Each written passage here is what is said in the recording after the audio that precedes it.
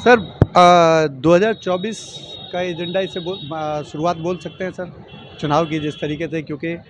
कई महामंडलेश्वर सर मंच पे थे, कई राजनीतिक आदमी थे, महेश शर्मा जी थे, आप भी थे। देखिए 2024 विकास के मुद्दे को लेकर के हम लोग आगे बढ़ेंगे।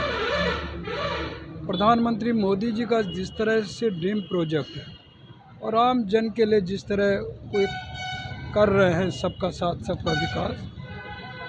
सबका विश्वास, सबका प्रयास और सभी जाति वर्ग धर्म को जोड़ते हुए आगे बढ़ना, समाज हित में क्या करना वो कर रहे हैं और उसी को लेकर के हम लोग उतरेंगे। लेकिन जहाँ तक आज का कार्यक्रम का प्रश्न है और वेदनागर जी के द्वारा आहूत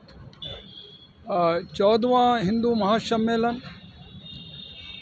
उसने एक इन लोगों को दिशा देने का, जो जन जागरण अवेयरनेस लोगों में लाना कि वास्तव में सनातन धर्म की एक पहचान और सबको एक उसमें लेकर के चलना रोते हुए। तो जहाँ संत समाज भी पहले दूर दराज गाँव से, शहर से अपना पूरी तरह योग उसमें रहता था, ध्यान में, लेकिन आज वो समाज के बीच में भी है। और जब कभी किसी प्रकार की कुरीतियाँ धर्म पे एक आँच आती है तो उठ खड़ा होता है, जागता है और जागरण करने का काम करता है। तो ये सब को संत समाज जोड़ने का काम, गौ रक्षा, गौ की पूरी सेवा किस तरह होनी चाहिए, गौ हमारी माँ है, और ये सारी चीज़ें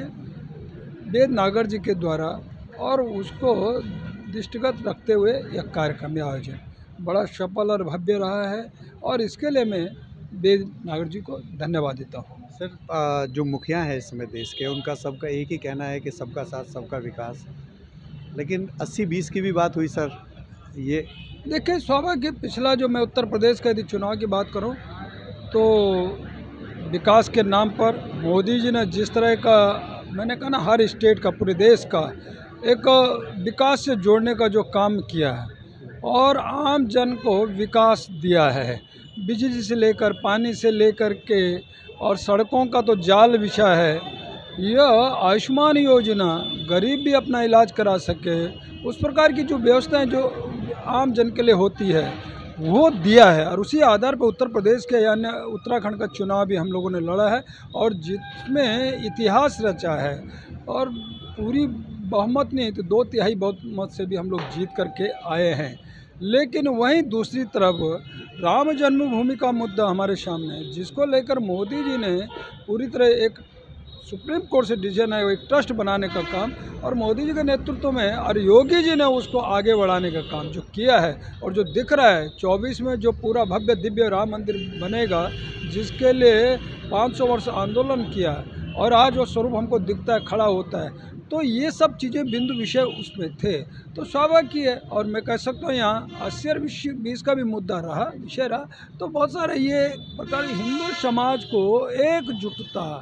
और एकता में परोसने का काम भी किया है। सर अब राहुल गांधी को लेकर के देश में विदेश में बड़ी चर्चा हो रही है और उत्तराखंड में भी किसी ने एप्लीकेशन डाली है सर, उनके खिलाफ मुकदमा दर्ज कराने के लिए गए, इस पर सर क्या कहें? देखिए राहुल गांधी जिस तरह से जगह जगह जाकर के विदेशों में और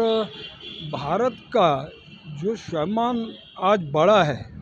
और पूरे विश्व के अंदर एक अलग जगह है, भारत आज अग्रणी भूमिका अदा कर रहा है और अन्य विश्व के देशों को भी नेतृत्व आने वाले समय में करने जा रहा है। और जिस विश्व ने पूरा सर्वमान्य नेता मोदी को माना है और इस प्रकार देखते हुए भी आम जनता किसके साथ में आज खड़ी है, मोदी के पीछे खड़ी है, विकास के साथ खड़ी है। और वहीं दूसरी तरफ राहुल जी इस प्रकार की बातें करें तो देश ने तो उनको नकार ही दिया है, आम जनता ने नकार दिया है, उसके बाद भी उनकी समझ में नहीं आती है। तो अपने घर की लड़ाई अपने घर के अंदर, और इतना जहाँ विश्व, मैंने कहा ना कि पूरा मोदी जी के कामों की सराहना करते हुए आगे बढ़ने की बात कर रहा है और वहाँ राहुल जी ये अपनी इस तरह के अलग जगह हैं, तो स्वाभाविक में आने वाले समय में जनता उनको अपने से बहुत दूर कर देगी। कर तो दिया ही है, लेकिन आने वाले समय में भी जितना है उतना भी नहीं रहेगा। पूरी तरह कांग्रेस का नेस्तनाबूद होगा, ये तय है। ये थे तीरथ सिंह रावत जो अपनी बात हमारे सामने रखी, जिन्होंने बताया कि किस तरीके से आगे आने वाले 24 की तैयारी में भाजपा अपने अपने मुद्दों को लेकर के जाएगी।